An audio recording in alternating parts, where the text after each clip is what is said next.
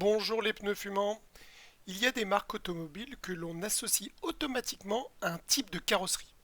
Par exemple, lorsqu'on pense à monospace, la première marque qui sort est Renault. Et lorsque l'on parle de break, on pense immédiatement à Audi et Volvo.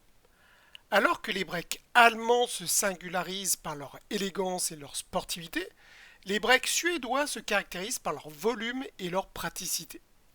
La seconde génération de Volvo V70 est commercialisée en 2000.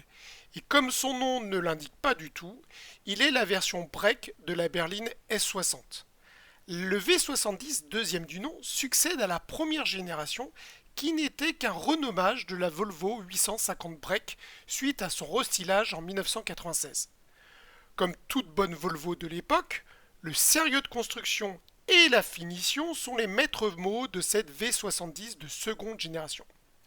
Du point de vue du style, les designers de Volvo ont voulu briser le côté boîte à chaussures typique de la marque en apportant plus de douceur et même de design. Néanmoins, le V70 de deuxième génération ne peut trahir ses origines suédoises, surtout de profil. Comme si que les designers de la marque avaient eu envie de changer, mais qu'ils avaient été rattrapés par leurs démons. Je trouve ça assez rigolo. La version XC, pour Cross Country, ajoute tous les codes du baroudeur. Garde au sol, surélevé, passage de roue, pare-choc, seuil de porte, calandre et même l'ajout d'une plaque de boue. Personnellement, je trouve que ça lui va très bien. Côté moteur, le break Volvo et la berline S60 n'étaient dotés que des fameux et remarquables 5 cylindres essence et diesel propres à la marque. Concernant la version Cross Country, un seul moteur essence au catalogue à son lancement. Voici les caractéristiques de la V70 XC. On a tout d'abord un 5 cylindres turbo 20 soupapes de 2,4 litres de 200 chevaux. Encore une fois, c'est le seul moteur à son lancement. On remarque un profil de pneu élevé de 65 qui est spécifique à cette version baroudeur.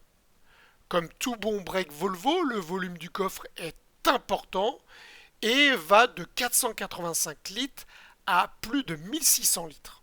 Les performances ne sont pas celles d'une sportive, mais sont suffisantes. On a un 0 à 100 à seulement 8,8 secondes. Au vu du poids et des 200 chevaux, la consommation, je trouve, est vraiment raisonnable avec un 8,5 litres cycle mixte. Le V70 de seconde génération adoptera un restylage en 2004 et sera remplacé par la troisième génération en 2007. Avec cette version cross-country, on peut voir l'émergence et l'influence grandissante des SUV, avec la volonté des constructeurs de l'époque de venir titiller, tester ce nouveau segment. D'ailleurs, l'acronyme XC restera et donnera son nom à tous les SUV Volvo à venir, dont le XC90 qui sera le premier à apparaître 2 ans plus tard et qui utilisera la même plateforme Volvo P2 que ce V70 de seconde génération. Ce break Volvo V70 est une vraie alternative au premium allemand, mais pas spécialement dans cette version cross-country. Je lui préfère personnellement la version T5 de 250 chevaux et surtout la R avec ce même 5 cylindres turbo mais en 2,5 litres de 300 chevaux. Et dans de telles versions, sans jeu de mots, on peut dire que ça déménage ce break Volvo. Au final, pour qui cherche un break premium, familial, touche-main, différent, confortable, polyvalent, bien construit, ce Volvo V70 XC est à considérer en occasion. Maintenant, quelques petites anecdotes sur le Volvo V70 XC avant de visionner la vidéo rétro. Avec l'arrivée du premier SUV Volvo en 2002, le XC90, le V70 XC sera renommé XC70 en 2003. Volvo était le sponsor officiel de la course à la voile autour du monde, l'Ocean Race.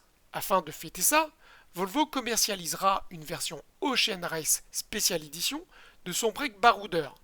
Elle se caractérise par une magnifique teinte bleue et un intérieur luxueux. Si le V70 XC en 5 cylindres turbo vous intéresse, optez pour une version de 2003 minimum, car la cylindrée passera à 2,5 litres et la puissance à 207 chevaux à partir de ce moment-là. Maintenant, regardons la vidéo de l'époque sur la Volvo V70 XC. Abonnez-vous et à bientôt. Vous êtes bien à bord d'un break Volvo. La firme suédoise cultive depuis plus de 40 ans l'art et la manière de concevoir des breaks fonctionnels. Bien entendu, le dernier né en la matière, le V70, ne déroge pas à la règle. À la fois modulable, luxueux et doté d'une habileté hors pair, le V70 peut vous offrir un volume allant de 485 à 1641 litres. Voilà une séduisante alternative face au monospace. Mais Volvo est allé encore plus loin.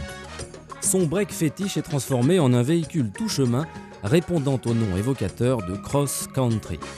Les modifications sont d'abord d'ordre esthétique, avec de gros boucliers spécifiques façon Scénic RX4, placés à l'avant et à l'arrière. Afin de protéger au mieux la carrosserie, le cross-country se pare également d'élargisseurs d'ailes et de bas de caisse renforcés. Mécaniquement, Volvo a surélevé son break de 5,5 cm au service d'une transmission intégrale permanente. Tout ça pourquoi ? Pour passer à peu près partout, car ainsi équipé, le V70 Cross Country gagne nettement en polyvalence. Il n'hésite pas à pointer le bout de son capot sur de petits chemins escarpés. Bien sûr, le Cross Country n'est pas un véritable 4x4 pur et dur. Il est inutile de lui demander l'impossible. En fait, c'est une boîte à voyage. Sur tous les types de routes, son 5 cylindres 2,4 litres de 200 chevaux fait des merveilles. Exclusivement disponible avec une boîte automatique à 5 rapports, le Cross Country s'en accommode fort bien, quoique cette dernière manque de réactivité en descente. Facturé tout de même 318 203 francs en finition summum, ce V70 Cross Country se place du coup en concurrence directe avec l'Audi Allroad, qui reste plus abouti. Presque parfait, ce V70 Cross Country possède suffisamment d'atouts pour séduire les amateurs de safari cravate. Il permet de rouler au quotidien autrement. Et ce n'est déjà pas si mal.